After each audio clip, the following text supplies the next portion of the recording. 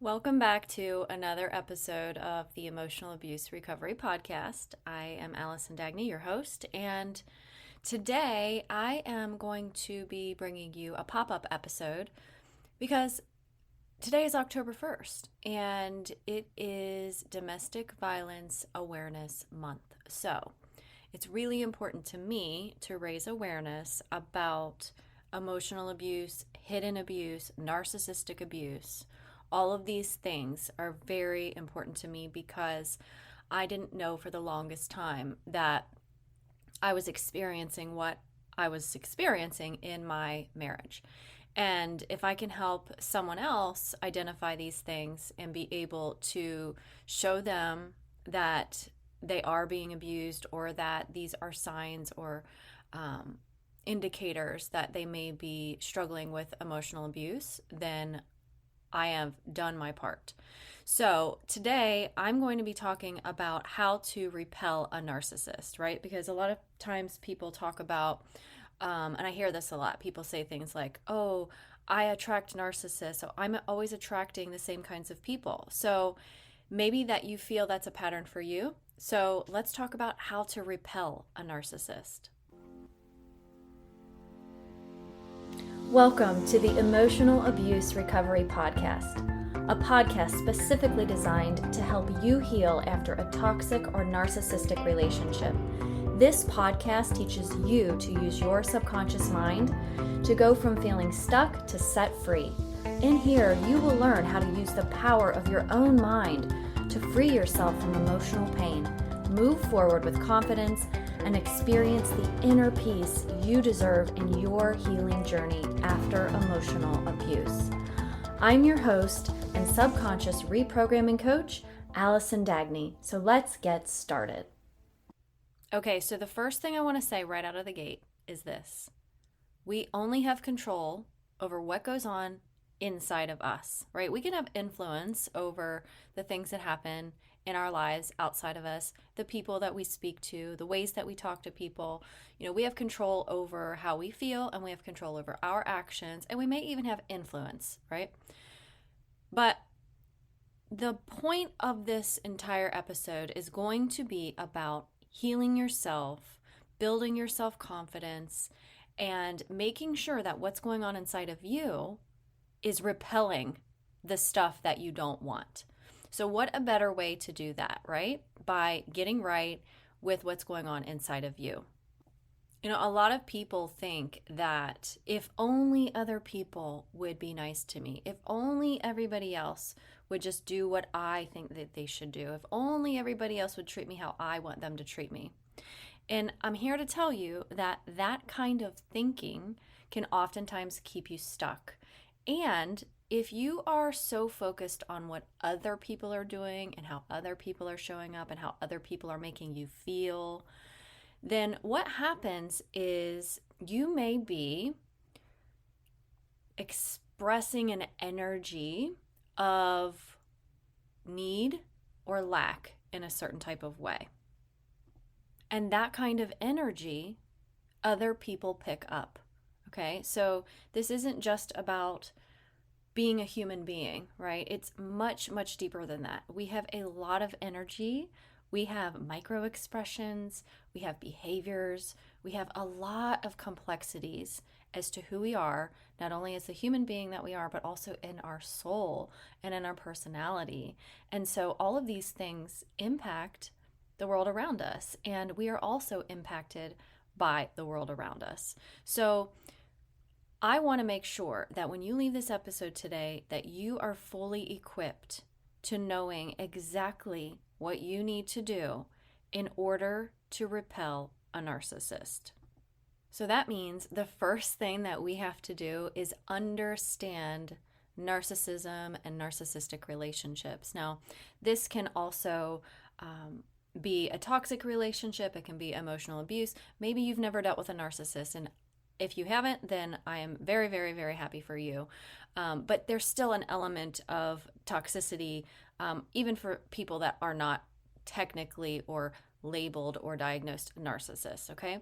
So narcissism is really highly misunderstood by a lot of people. And unfortunately, a lot of people will label someone who's toxic a narcissist immediately. Like, oh, they're so toxic, they're a narcissist.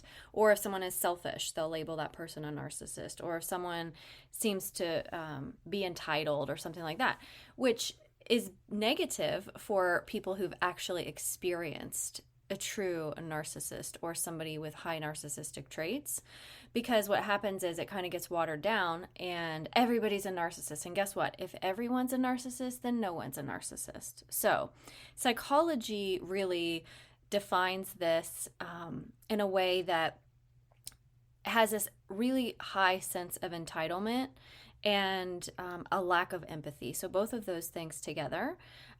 Someone who has high narcissistic traits typically has a strong need for admiration, and it's a personality disorder. So the thing that's important to know about this, there are so many different layers of narcissism. There's labels, there's covert, there's overt, there's somatic, there's all different kinds of narcissism out there. And even being in victim mentality, like highly victim mentality, is your ego showing up and can be highly narcissistic. So that doesn't mean that you're out there hurting other people, but you are possibly hurting yourself. So narcissism can exist on a spectrum. There can be people, a lot of people, there's like some sort of debate that some people say everyone has narcissistic traits. And I truly believe that is true because we have to survive. And looking out for yourself is a way that your brain and your body has kept you alive. And it doesn't mean that you are out there hurting other people. That's where I want to distinguish the difference here, because there are people who are highly narcissistic who are only out for themselves and will run over anyone in their way in order to get what they need.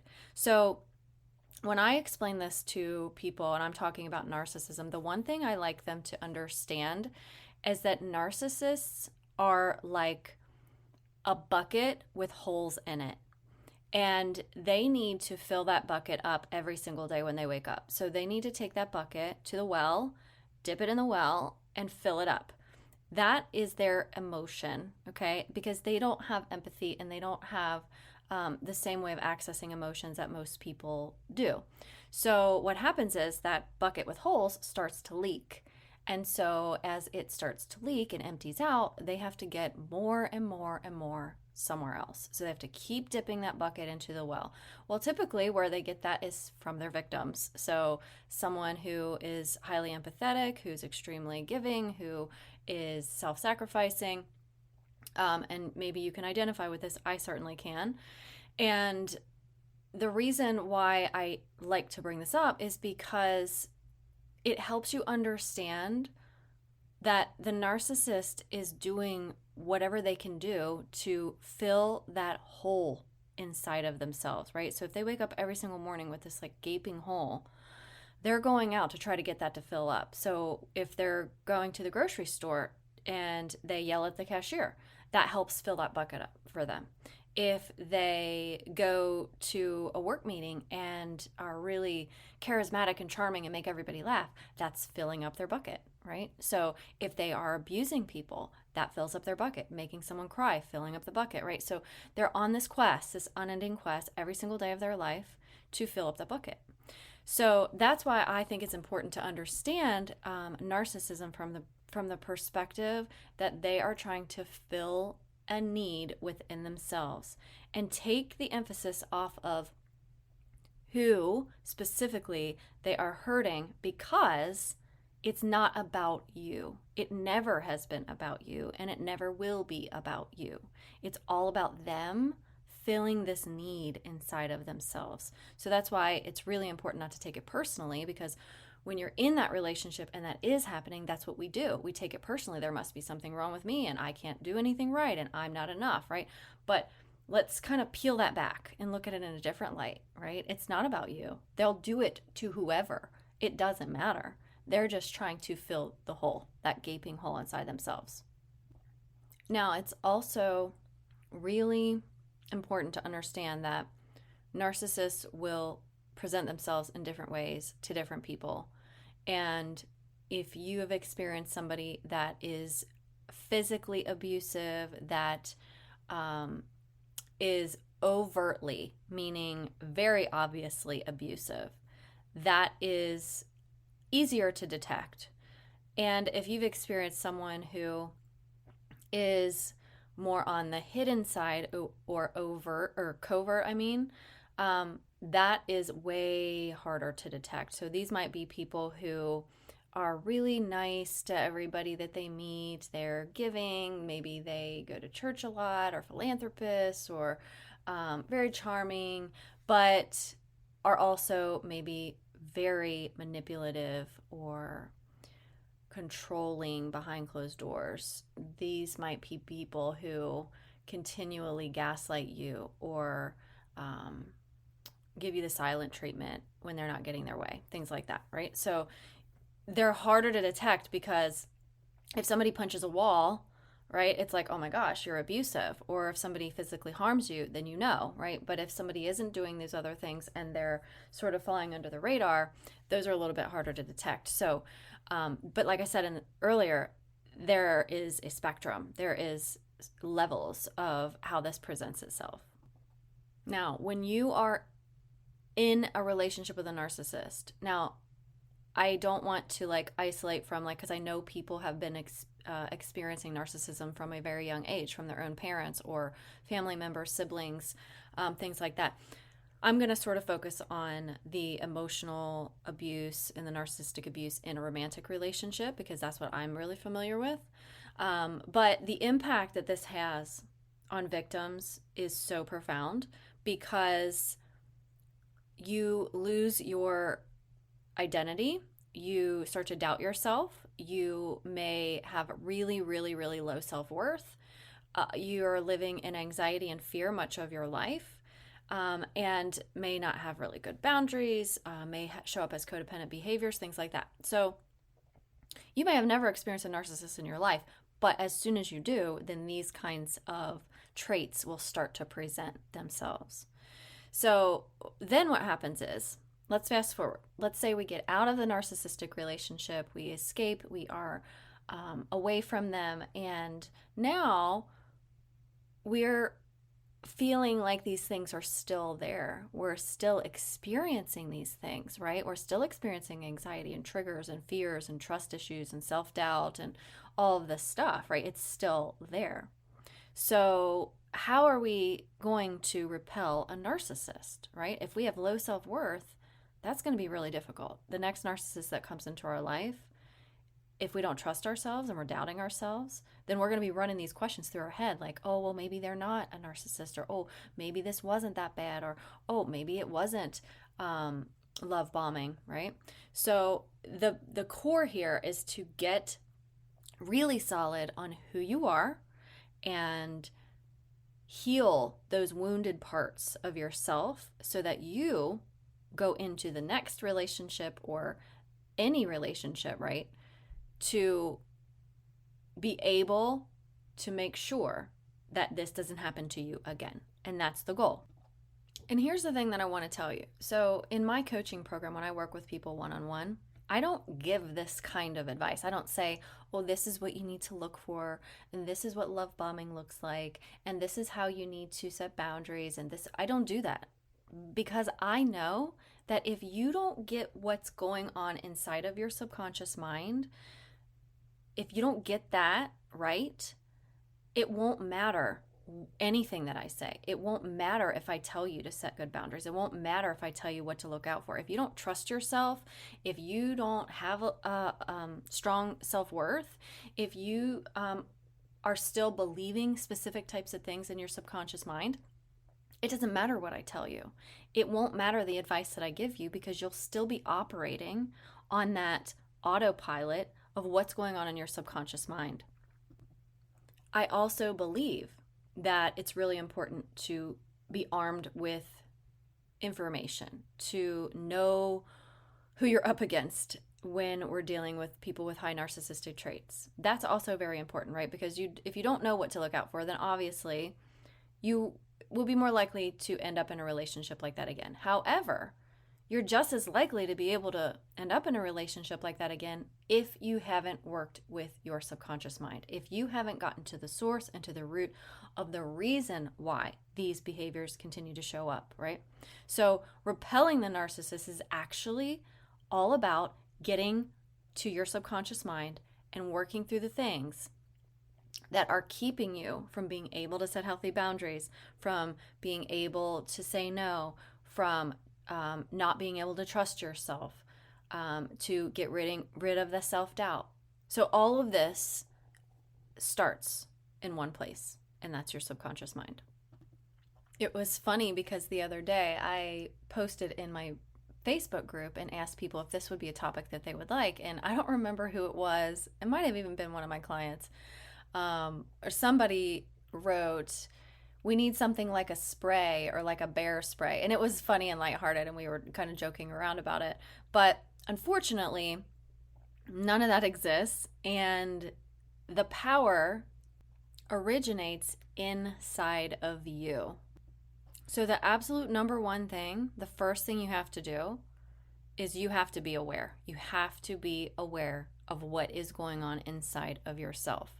Now, a lot of people think that they're aware, or a lot of people think that just by thinking about things in their head that they're aware. But I'm telling you, if you don't put this stuff on paper, or you don't talk to other people about it, and you're just kind of swirling it around in your head, and you're not questioning the things that are swirling around in your head, typically what's going to happen is you're going to be on a continuous loop, a pattern that has not actually been stopped in its tracks. And that's the goal here. We need to be aware of what's going on inside of us, number one. So you might be asking, well, how do I do this? The way I do it is I get out a piece of paper and I journal it out. And if you're like, oh, I hate to journal, I don't like journaling, and journaling's so boring, right? Some people love it. I like it because I am a writer. Some people don't like it. Then maybe voice note yourself. You can do that on your phone very easily. You might also, when you're talking to a friend about it, maybe take notes, like get on the phone with your friend or your best friend, your mom, or whoever. And when you're talking about it, just take notes, because what you will see, the patterns will emerge on paper. And it's harder to see these things and be aware when they're just swirling in your head. So that's what I do. And if you haven't done this before, I highly recommend that you give it a try. Now, there's a lot of other things that you can do to help increase your awareness, like of yourself and what's going on. Mindfulness practices. You can talk to a therapist, and do your own kind of like self-healing and self-discovery through reading books and things like that. And that a lot of times will bring up revelations or help you connect dots and understand what's going on inside of you. So all those things can be really helpful.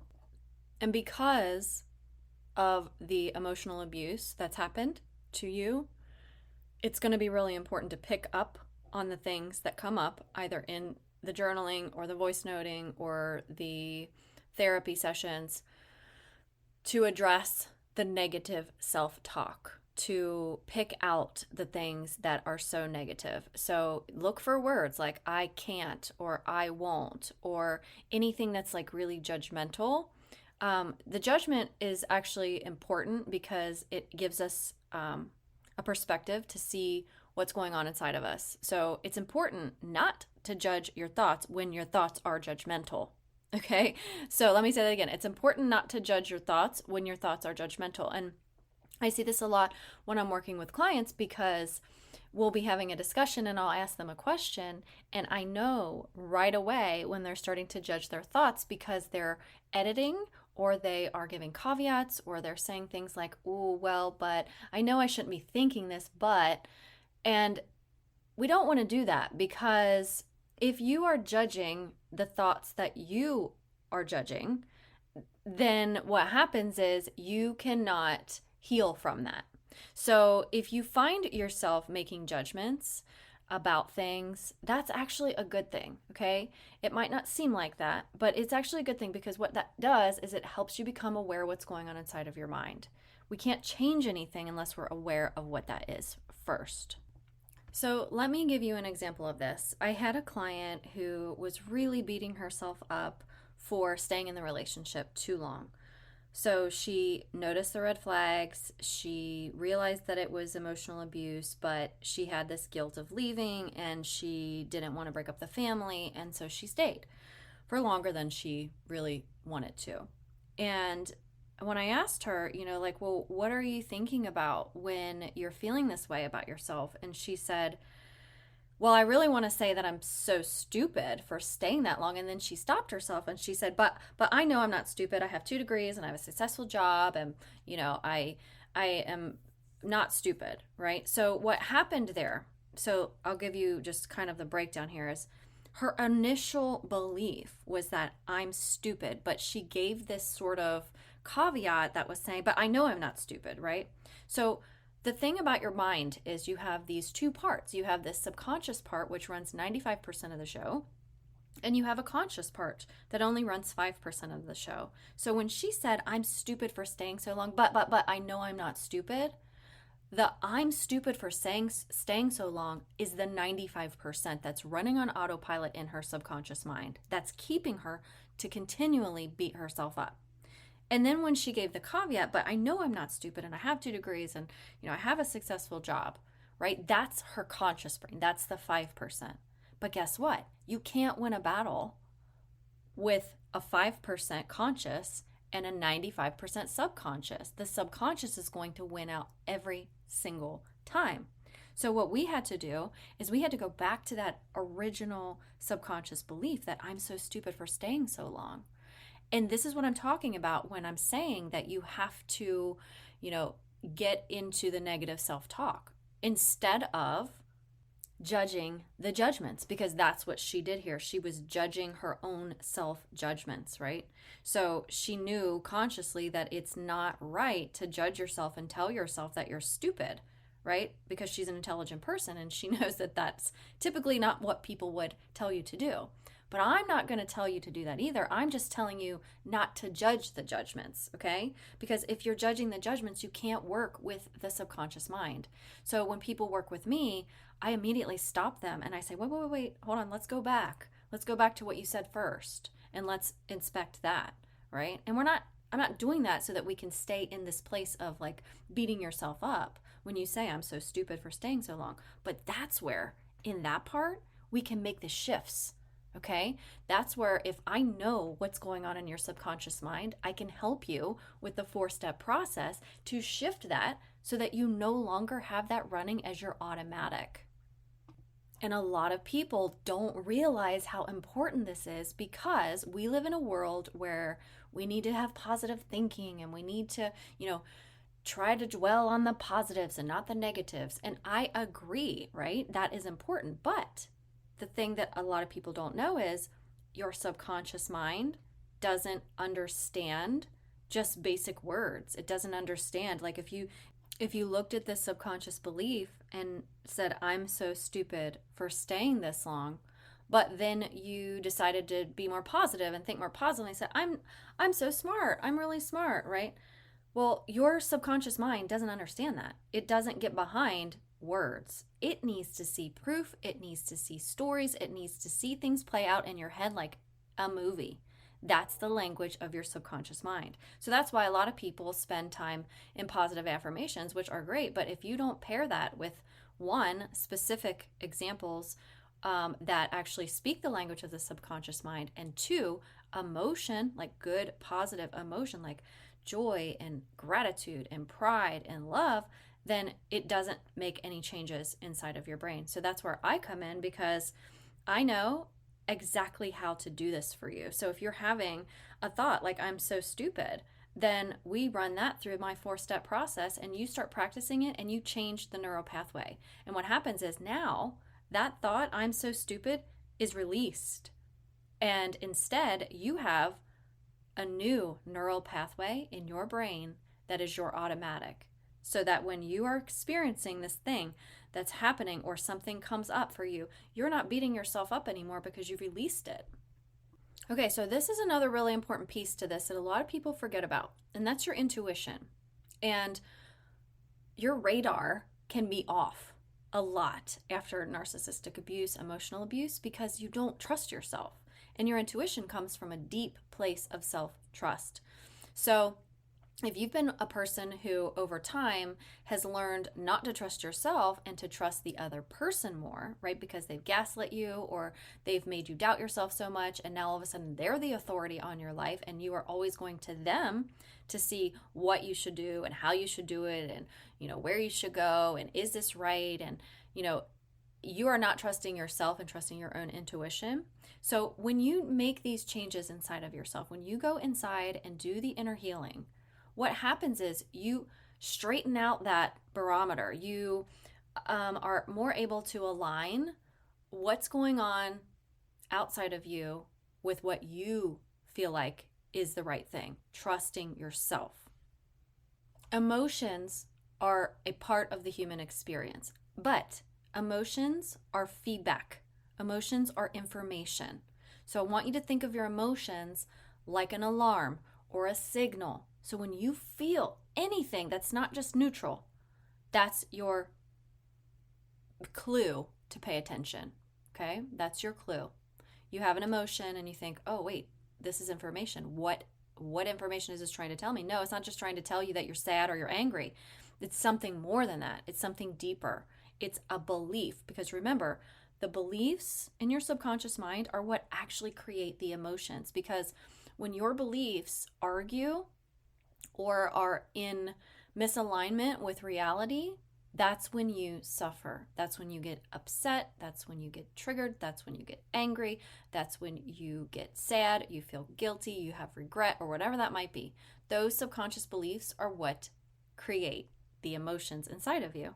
So you might be asking, well, why is this so important? And the reason it's so important, especially when we're trying to repel a narcissist, is because if we show up in life with all the alarms going off all the time and all the emotions, and we're in this roller coaster or we're in this emotional spiral, guess what? We can't hear our intuition. All of that is just noise. It is like explosions and fireworks and alarms going off everywhere. How hard is it to think clearly if you were outside and there were fireworks going off and police cars and ambulance lights and people's car alarms going off, right? How hard is it to actually go inside of yourself and trust yourself and make clear-headed, clear-thinking decisions? It's hard. And so if you think of yourself in that way, it's really a benefit to you if you can get your emotions into a more neutral state so that you can think clearly, so that you can identify the red flags, so that you can protect yourself and set boundaries and say no, right? But the only way to get there is to silence those alarms, right? Or to at least turn the volume down a little bit on those alarms, right? We're not going to always get rid of them. We're human beings. Emotions are going to happen. That's the reality. But when you practice identifying when those alarms are happening, then you can say, okay, well, why specifically is this alarm going off?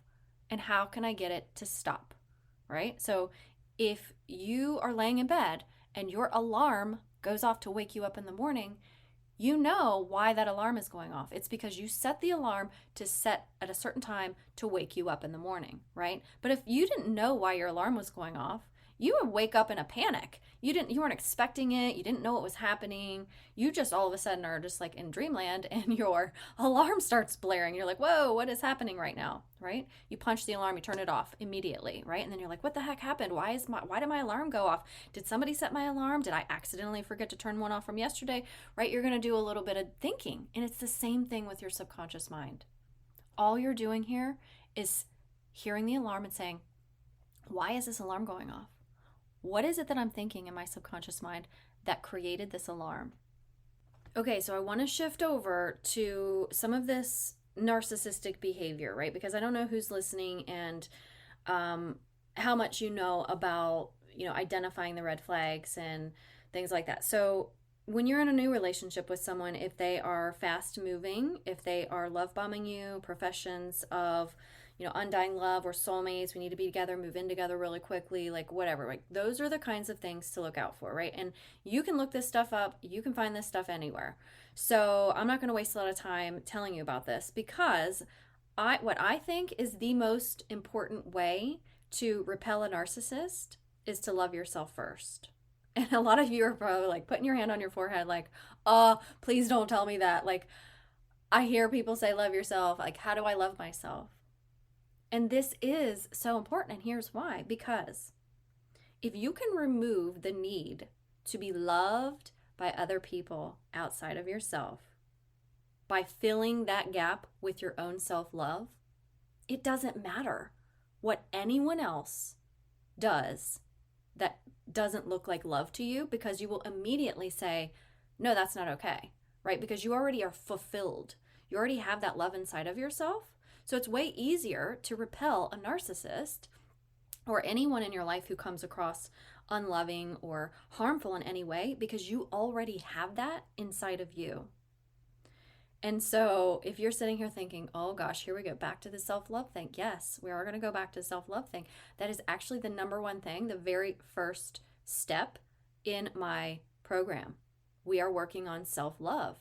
Because if you don't love yourself, then you're going to constantly be looking for that love from other people. And you will be giving excuses for their behavior. You will say, oh, well, they had a bad day. And, oh, yeah, that does seem narcissistic, but maybe it's just me. And, it's not going to matter. If you love yourself, you'll be able to say, no, I'm not okay with that. Or I'm not going on a second date with you. Or you have toxic traits, so I'm going to remove myself from your life. So you see, when you fill yourself up with self-love, you don't need to get it from anybody else, right?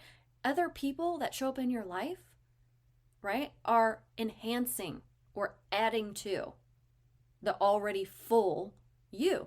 You're already full. You're already fulfilled. So you don't need to get it from anywhere else. So a lot of people are like, well, but I don't know how to do that. I don't know how to love myself. And believe me, I get it, because I used to be that same exact way. And then I realized that I do know how to love myself because I know how to love other people. So how do I love other people? How can I do those things for myself, right? Well, guess what I was doing? I was putting everyone else first. Okay, well, what does that mean? That means I have to put me first. And it's not selfish to put yourself first. It is actually very, very smart. And it protects you.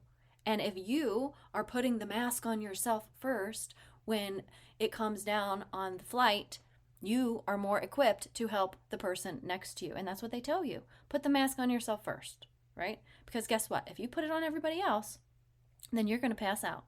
And you can't help anybody. Now you can't help anybody, right? So you have to put yourself first. Other things was, well, what do I want other people to do for me? And I thought about that too. And it was like, ooh, I would really like for people to talk nicely to me. That's what I really want. I just want people to be nice and talk to me nice. And guess what? I realized I wasn't talking nicely to myself. That was a problem, right? If I want other people to talk nicely to me, and I'm expecting them to do that, but I'm not doing it to myself, then I'm not loving myself. So it was all about looking at the things that I wanted other people to do for me, plus all of the things that I needed in order to feel loved to myself. When you love yourself, you're more confident in being able to set boundaries, to say no, to know what your needs are, right? Like, oh, hey, I need to remove myself from this situation because I'm really getting tired and I need to go take a nap or whatever, right? You are able to be authentic in what your needs are instead of putting everybody else before you. Right? So if you're constantly doing those kinds of things without reflection, without thinking about it, and it's just on habit and on autopilot, then of course that's going to be great for a narcissist. They're going to love that. They're going to want to be around you a whole lot because you're filling their bucket every single day, right? So the thing is, your responsibility is not to fill other people's buckets. It's to fill your bucket. And so if this happens continuously, then those kinds of people are going to want to be in your life. They're going to want to be around you a whole lot. They're going to want you to fill their bucket.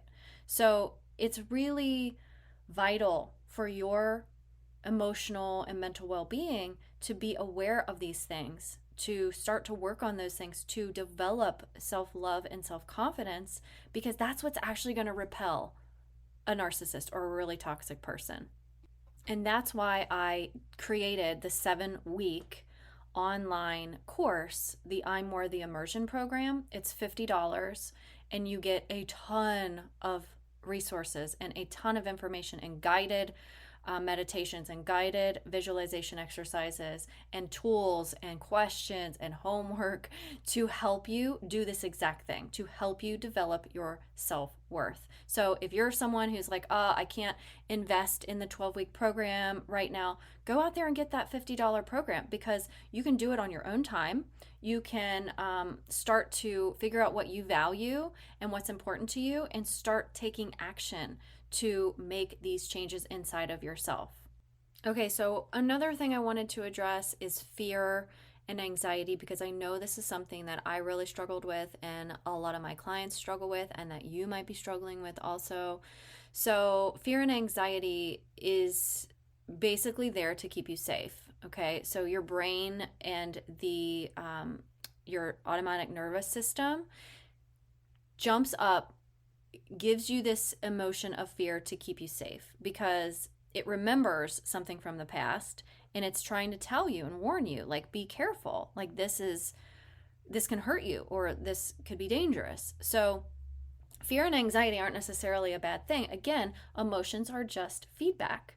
So when we are dealing with fear and anxiety, that's the thing we don't want to be feeling, because we're like, I understand that this isn't actually like a real fear.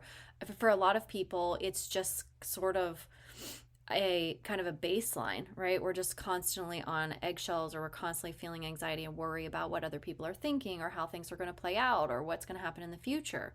So what's really important about fear and anxiety, one, is that it's a alarm, or it's a little signal to let you know that something's not right in your thoughts. So what you can do here is, again, start figuring out what the source of that fear and anxiety is, instead of what's going on outside of you, right? Well, I'm afraid because of my ex, or I'm afraid because of, no. What I'm talking about is, what are you making it mean, right? So we have to get deeper. It's like an onion, okay? So one layer at a time. So when we experience an emotion of fear, right, it can be real fear, right? If you're out walking late at night and somebody's following you, that's a real fear, right? It could be totally harmless, but we need to pay attention to these things so that we are safe. So it's the same thing when you have a situation in your life that maybe you have a real fear, like, I'm going to be taken back to court. That's a real fear. Like, I have to walk on eggshells, I have to say everything the right way, I have to craft my emails a certain type of way, or I'm going to be hurt, or I'm going to have something bad happen to me, okay? But the reality is, we don't know what's going to happen. We can't know what's going to happen. We can take past events and predict the future, and that's what a lot of times that we do. However, if we want to be out of the fear, and we want to be empowered, and we don't want to be feeling scared every single second of our day, then that's where we take whatever that emotion is and we back up and we say, okay, what specifically am I believing? And remember, a belief is only a thought. It's only a thought that is not 100% true for 100% of people 100% of the time. A belief is not a fact. It's just something you believe, right? And I would never tell people not to believe something, right? You wouldn't say like, oh, my ex isn't going to take me to court, because you truly know his pattern. You know that that's what he's going to do. But what are you making it mean that he's going to take you to court? Are you making it mean that you can't protect yourself? Are you making it mean that you are going to spiral out of control emotionally? Are you making it mean that life is going to be so impossible to deal with? Right? So you see where it's not just about what the reality of it is, right? Because he may take you to court. It's about what you're making it mean. That is where we work in the subconscious mind to shift that so that you can actually start feeling empowered, right? Because I can protect myself. Let me show my mind times that I have.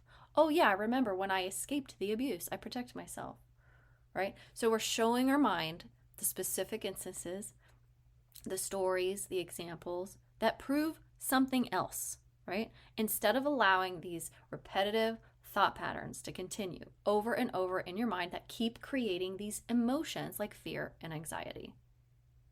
And you can do all kinds of like coping things, right? Meditation, relaxation, visualization, yoga, breath work, all these things are great, right? And they will a lot of times help you decrease your anxiety. But guess what? If those thoughts are still running in the background on your subconscious mind, the next time something happens, you're going to jump right back to fear and anxiety. That's going to be your automatic because it's still in your subconscious. So the only way to truly stop that from happening is to rewire what's going on in your brain. The subconscious neural pathways that are repeating over and over and over. All that other stuff is great and it's helpful, but it works so much better when you actually get to the source, which is your subconscious mind. I recently had a client who was feeling this fear and anxiety. What if the next person's a narcissist? What if they are love bombing me and I don't see it? What if they are doing things that I just permit or allow and it's really abuse and I didn't know it, right? So the thing here is we're trying to repel the people that we don't want to come into our lives. But like I said before, it has to start inside of you. It has to be you developing and filling up your own bucket, becoming your own best advocate, loving yourself more than anything else, right?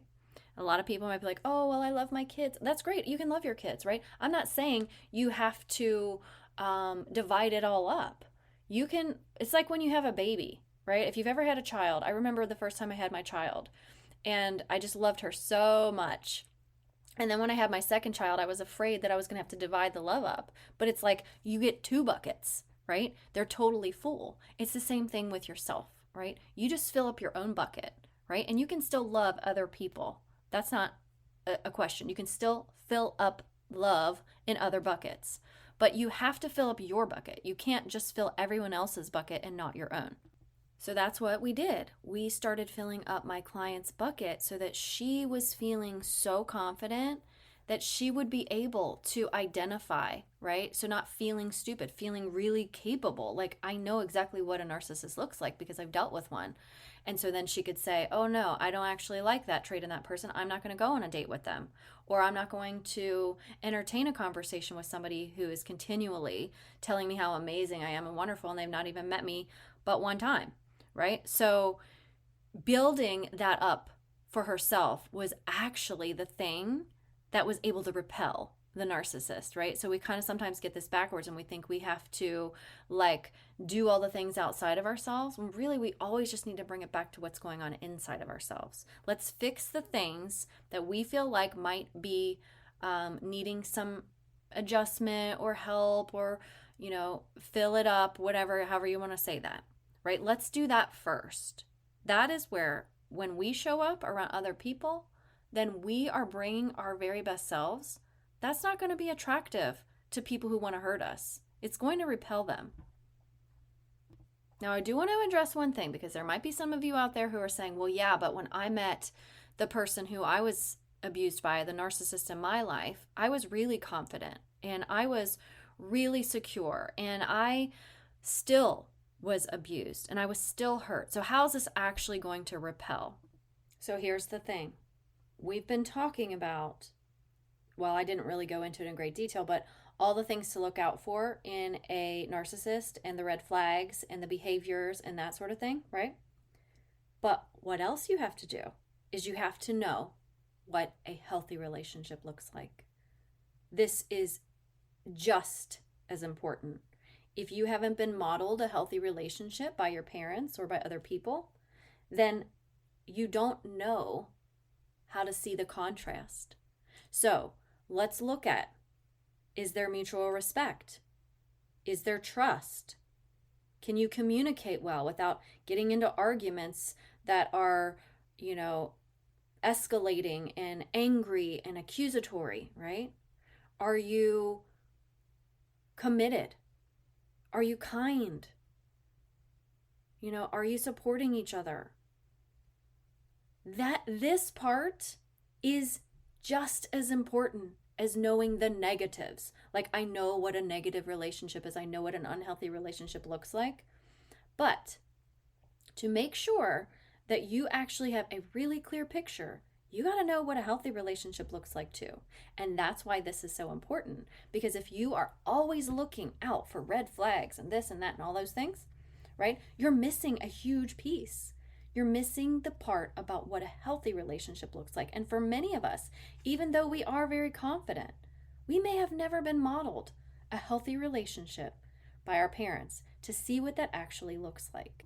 This is exactly what happened to me, because I had a very, very confident and very secure sense of self when I met my ex when I was 19 years old.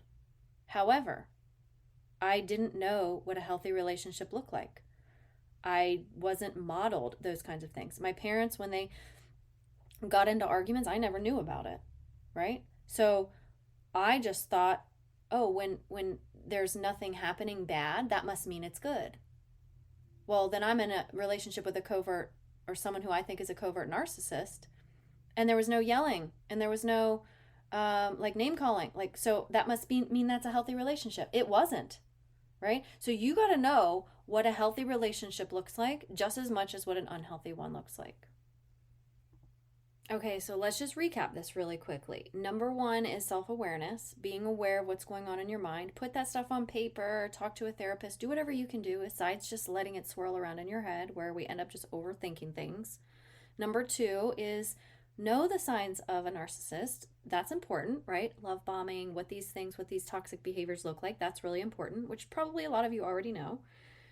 The third thing is to develop a really strong sense of self, self-love, self-confidence. All that stuff is going to be really important. Getting to your subconscious mind, right? Figuring out what those emotional things are that are coming up, that are those alarms, like I said, and what is beneath that alarm? What is creating that alarm? What is the things that you're thinking about? And also understanding what healthy relationships actually look like, right? Because we can't just put all of our focus on what to avoid, right? What do we want? What is good? What is healthy? What is good for us?